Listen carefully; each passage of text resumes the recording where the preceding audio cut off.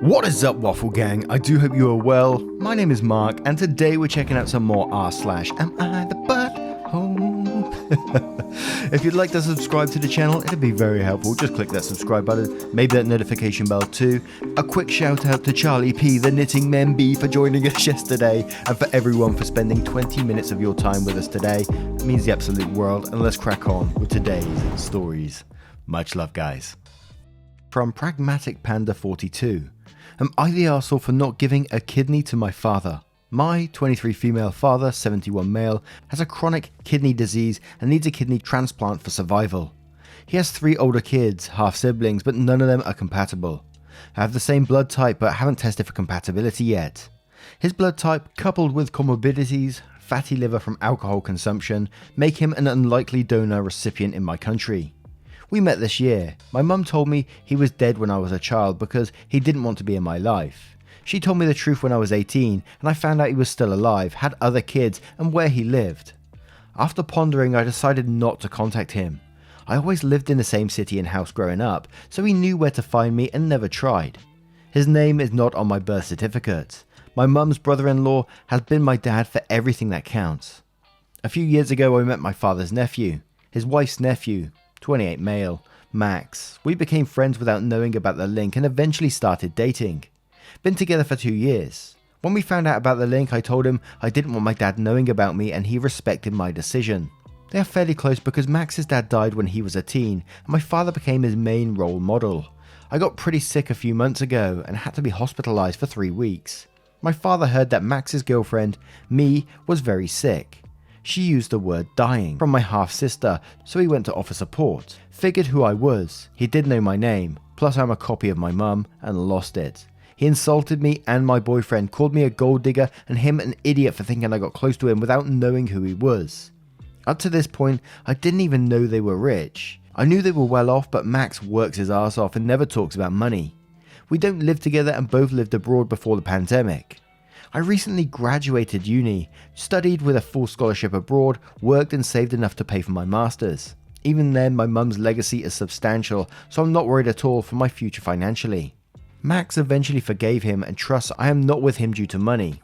My father asked for forgiveness and I told him I was willing to be cordial with him for Max's sake, but I would never see him as a dad figure and I wanted nothing from him.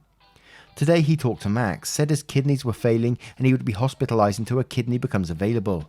Max has asked me to test for compatibility before making a decision. I told him that it wasn't necessary because I'm not giving away a kidney. He got angry and said this was a life or death situation and I could at least think about it. I'm extremely distressed that he would even ask that from me and told him to fuck off. I know people can live with one kidney, but every surgery comes with risks and pregnancy does become higher risk. Am I the arsehole for not giving an organ to someone that's contributed nothing but a sperm to my life? And there's a pretty simple answer for that one from me anyway, and that's a simple no. You don't owe an organ to anyone. No one owes an organ to someone else, especially when you say like that person hasn't contributed anything to your life, that person wasn't a father to you in any part of your life, so why should you? And I've got to question the boyfriend in this scenario as well, that he's willing to, say that you should give away one of your organs for someone that you don't know and gets upset over the fact that you won't even think about it. As we say, that's a bit of a red flag for me, and I know people get desperate in certain situations, but come on now. TD Allstar says, not the arsehole, but if you want to escape the pressure, say you will get tested and tell the doctor that you're being pressured and you don't want to donate. The doctor will then tell them that you're not compatible. And that's a great bit of information to know. Followed by Chopperello, who says not the arsehole and don't do the test. Nothing can come of it if you're set on not donating, but honestly, you and your boyfriend aren't set up for success here. There is so much baggage between you two. To be honest, some therapy would be really recommended, and now rather than later. OP replies to that saying, I wanted to break things off when we found out the link, but he seemed serious about being able to separate what my father was for him and what he had with me, and promised never to push me to start a relationship with him. That's why I'm so hurt right now. You're right, therapy might be needed if we want to keep going forward. Stunning Field says your boyfriend feels like you should give up a body part when you don't want to. Girl, run, not the arsehole. Zesty Close says not the arsehole, donors often die from complications. Live donation should never be entered into lightly. Your father has lived a long life and has no right to your organs simply because he fathered you. If you want to get around this sensitively, tell the doctor you're being pressured to donate and they will simply say you're incompatible. Walter the Hedgehog says, nope, not the arsehole. Do you think the realization of your shared genetic and possibility of being a donor has anything to do with his decision to apologize in the first place?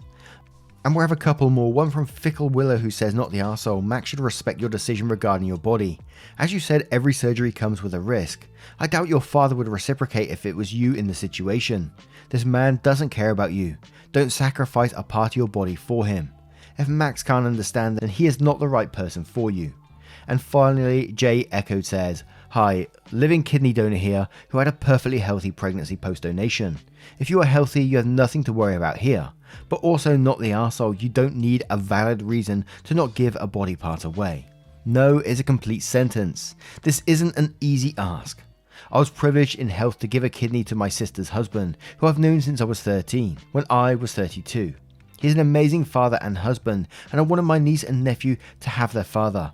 I didn't do it because life or death for a person who abandoned me and called me a gold digger. That's ridiculous. Why would you go through the recovery process of losing a kidney for someone who's been terrible to you? If you want to stay with your partner and you want the least amount of drama possible, you can get tested and then tell the nurse liaison that you feel coerced into donating and don't want to. They will tell your bio dad that you weren't a match. That's it. End of story. But please consider if you actually want to be with someone who would treat you like this. It's not his body to make decisions with. Now, what would you do if you found yourself in this situation? I'm pretty sure the majority of people can say, yeah, you're not going to be donating nothing to a person like that. But what about the boyfriend? What are your thoughts on that situation?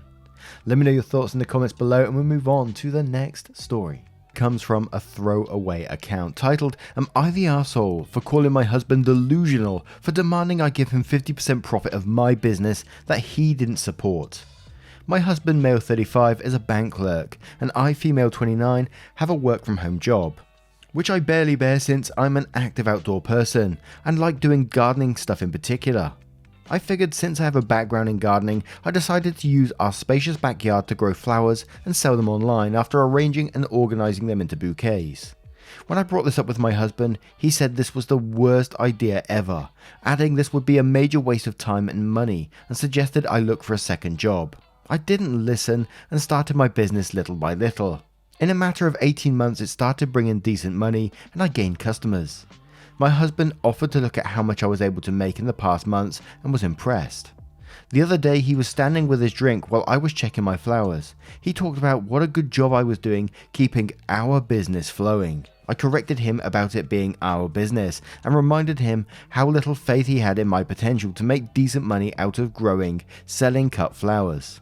He was like, well, I didn't honestly think your little gardening hobby was going to get anywhere, but now that business is flourishing, I want my fair share of the profit and won't settle for less than 50%. I was puzzled. I asked why he thought he would get any share of the profit, let alone 50%. His answer was that I was using his soil to grow my flowers on. I said this is our house, our soil, not just his since we're married and both our names are on the title. He was like, actually, I owned this house long before you came along, so it's technically mine. I replied that he must be aware it'd be split in half in case of separation. He laughed and joked about how silly I was for hinting separation, just because he was asking for something that he so richly deserves, which is 50% of the profit. I said no, and that he was delusional to ask, because even his soil alone doesn't magically grow my flowers. There's a lot of work to it, from picking, buying seeds, taking time, effort to care for them, collecting, trimming and selling them, while all he does is sit back. I said it didn't matter to him when I started using his soil. Why now? He said it always matters when money is involved. We had an argument about it and he apologized, but only for approaching the subject rudely, but still wants 50%. He's been silent about it since after stating that he already said what he needed to say, and I needed to make the right decision. Am I the arsehole? To clarify, my husband and I both have our own salaries. We contribute equally towards expenses. It's his idea since he had a divorce before. He still has things that he owns alone, which isn't bad since money has never been an issue. It's not like he needs the money for an emergency or something, he just wants 50% of the profit going forward. A question that was going through my head, which was also asked by Sanguine Psychologist, who says, has he also been giving you 50% of his wages? To which OP replied, no, but we both equally contribute to household expenses and other daily needs. He still has his own fun money to spend however he wants, so he's doing well financially. So if you're both contributing equally financially towards the household and all other expenses, and he just wants 50% of your business just because it was on your soil, then absolutely not the arsehole to me. But I do wonder, as a worrying thing for OP, that because they are married, that the husband automatically gets like a share of the business in some sort of way, because they are both putting money towards the household, and he does own a part of that garden as well that she is using for their business, so therefore does he own some of the business. And I wonder if there is a way around that, through a lawyer or something like that. But Mine Angel says, not the arsehole, and I really hope you're consulting a divorce lawyer. Your husband just showed his true colours and the picture isn't pretty at all. Leave his sorry ass to rot on his soil and plant a new garden somewhere else without an entitled burden. Mean Girl says, not the arsehole, but you need to visit a lawyer ASAP to get your business registered in just your name and to look up by postnup. You need to protect yourself here. KDanny17 says, this is insane and a huge red flag. I think that the idea of separation should be considered seriously. First, protect your business by filing for an LLC, if you haven't already. Then take the house and the land and make him buy you out. Al Skellington says, that's rather laughable. I have to agree, what a doofus. Does he not already benefit from your success due to the added income to your household? Not the arsehole. And OP replies to that saying, he does, and quite frankly, I've been spending more time than him on necessities lately, but I still pour money back into the garden to be able to keep the business steady with all the requirements that need to be met. And one more from EMCCM, who says, not the arsehole, lol, he offered to look at how much you were making. There are major red flags in your post. You need to speak to a solicitor ASAP. Now, what are your thoughts on this story? How would you approach this one? Let me know your thoughts and we'll move on to the next story. And our next story comes from FirstWait7262, titled, Am I the arsehole for making my daughter try on my old clothes from back when I was a teenager? Yesterday, me and my 2 kids, 11 male and 15 female, were decluttering our closets. I realised that we all had plenty of clothes we never wore, just sitting around and gathering dust, so the plan was to try and sell as many of them as we could at the local market and donate the rest.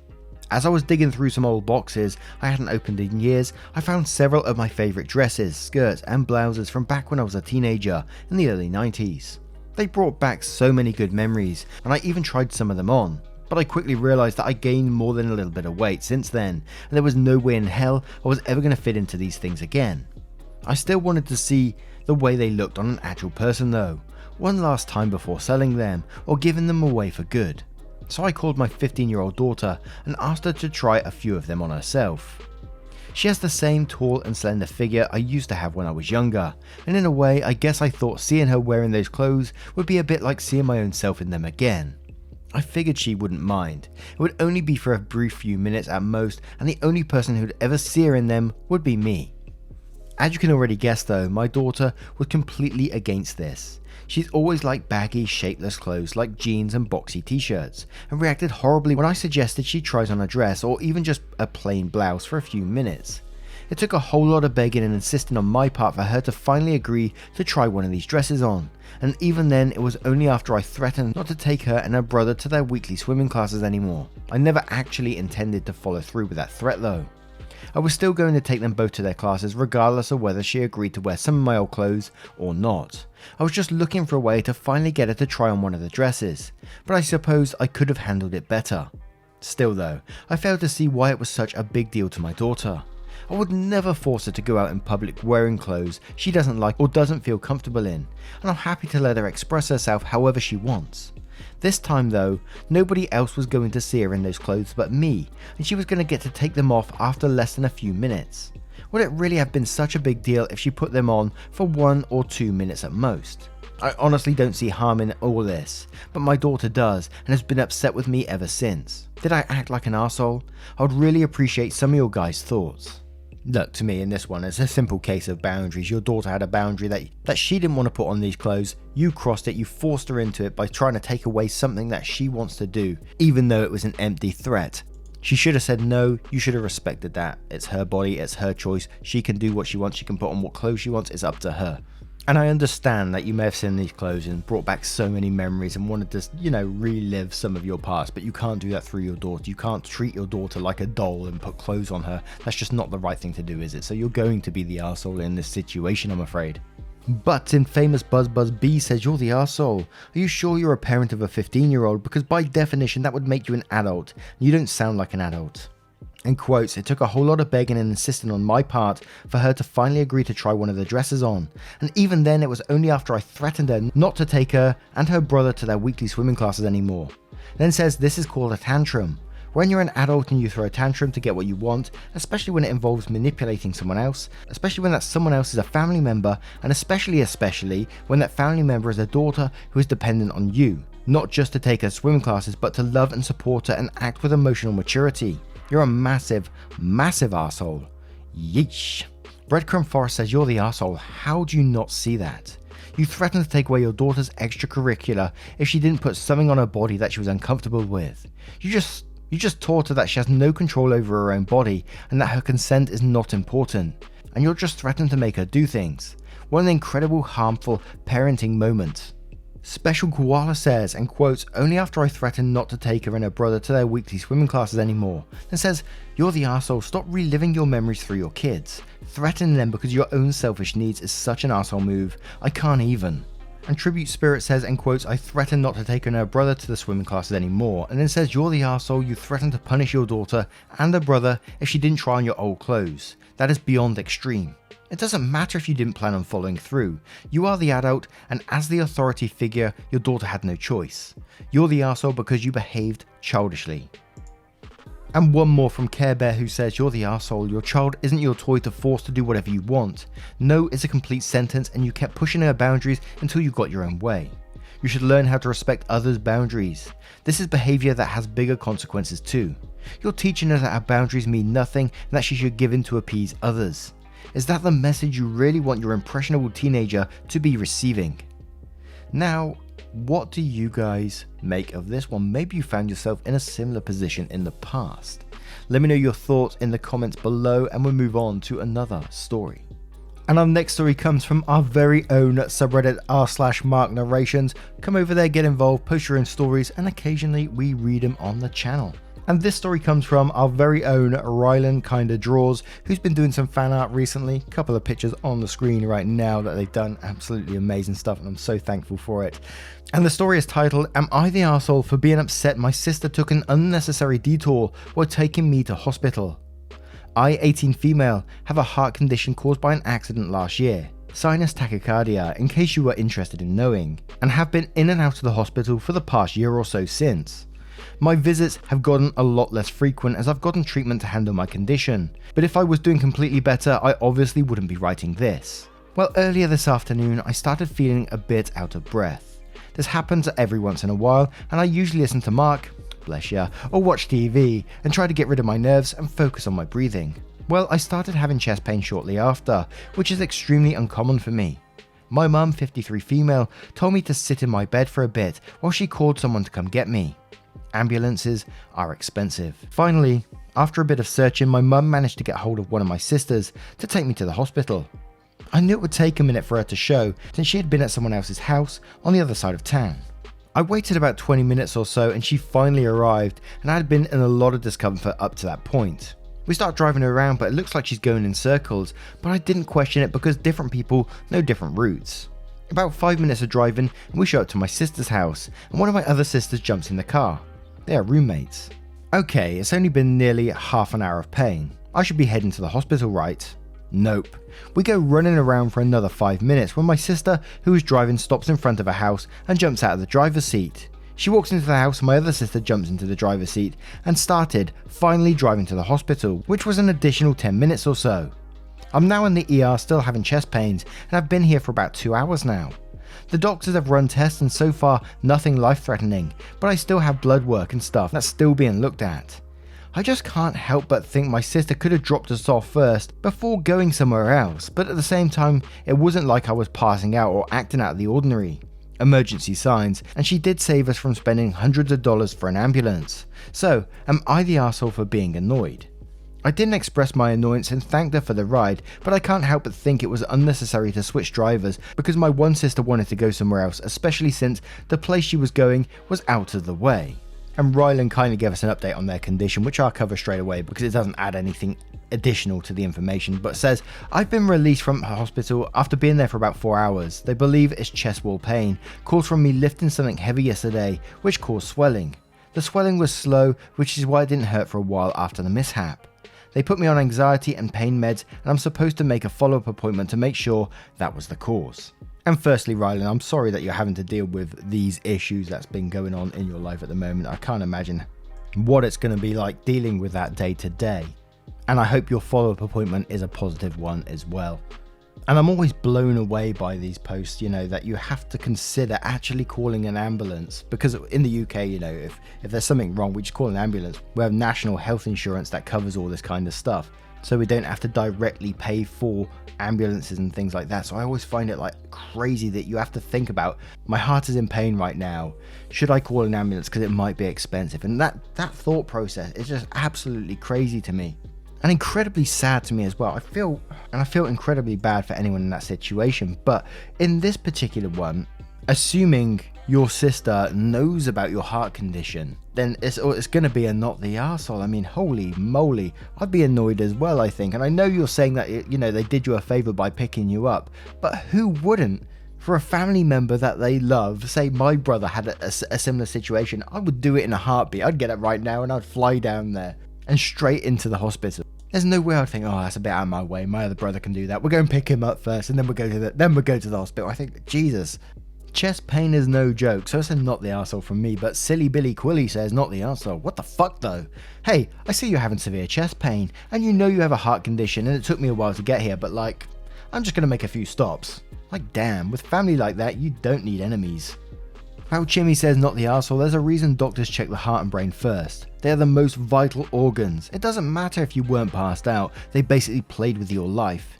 Your sisters aren't doctors, this could have aggravated your condition or even caused your death. You have all the right to be annoyed, angry, frustrated, and more.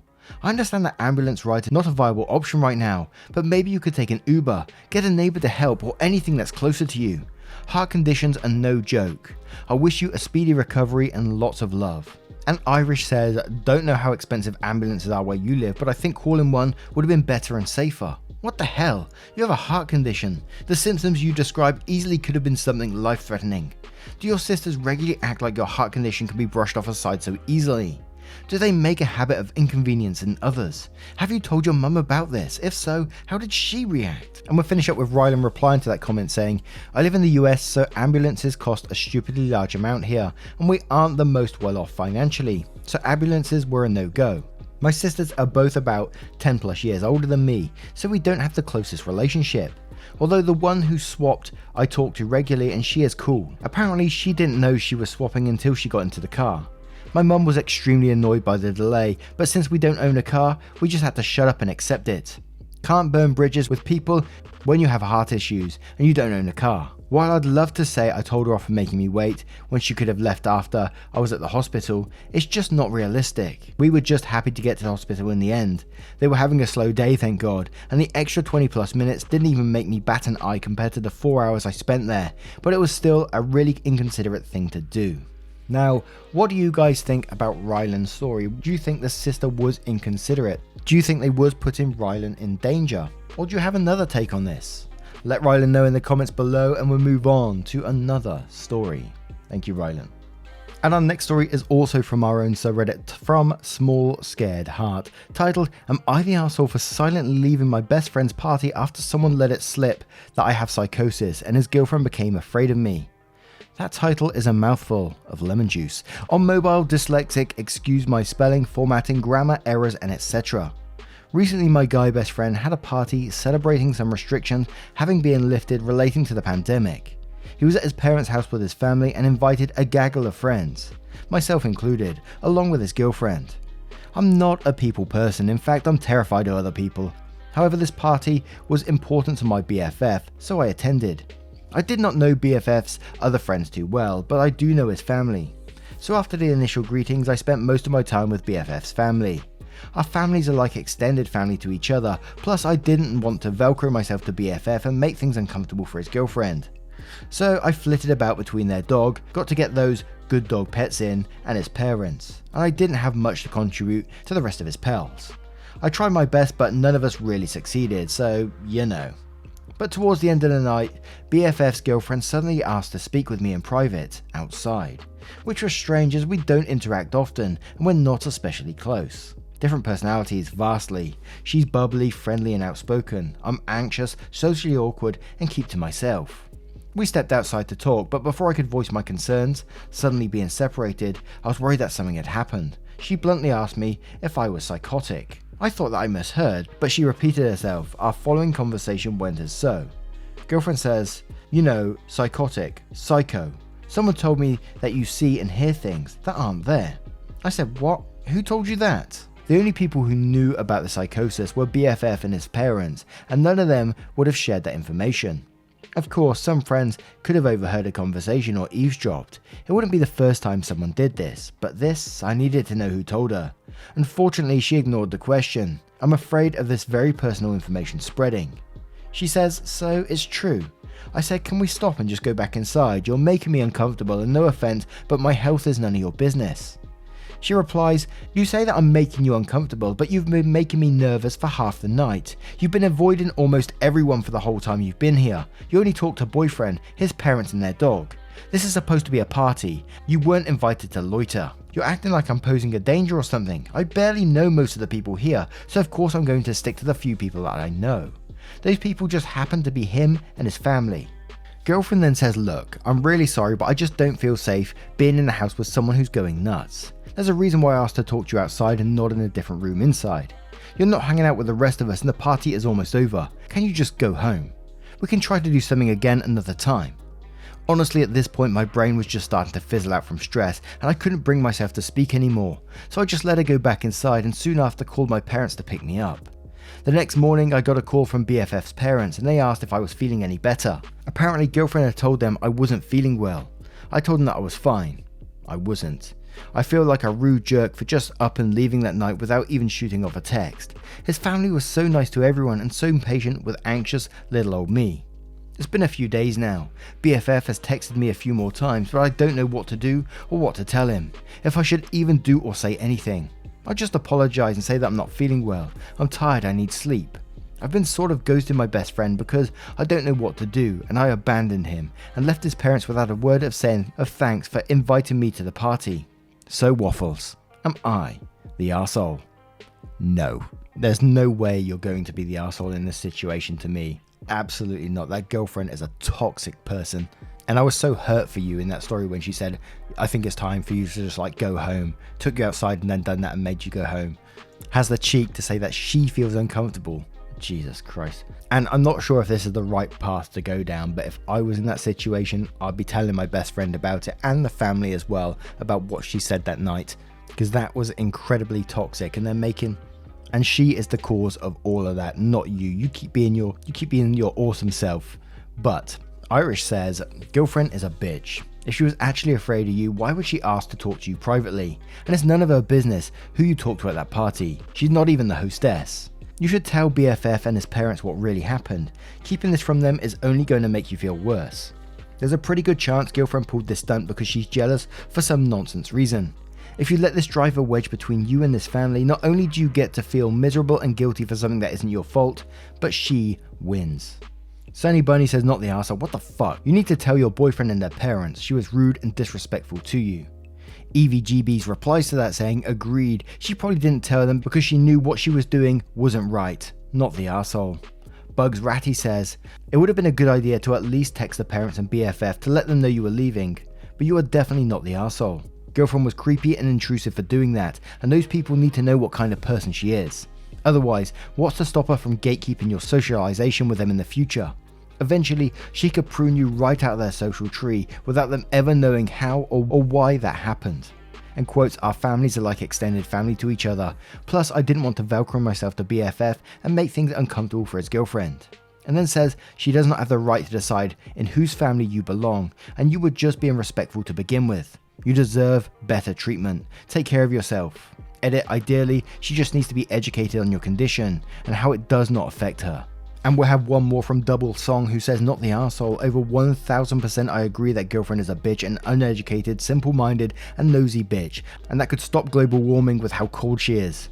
First off, she has no business trying to pry into your mental health. Your health is your business, like you said.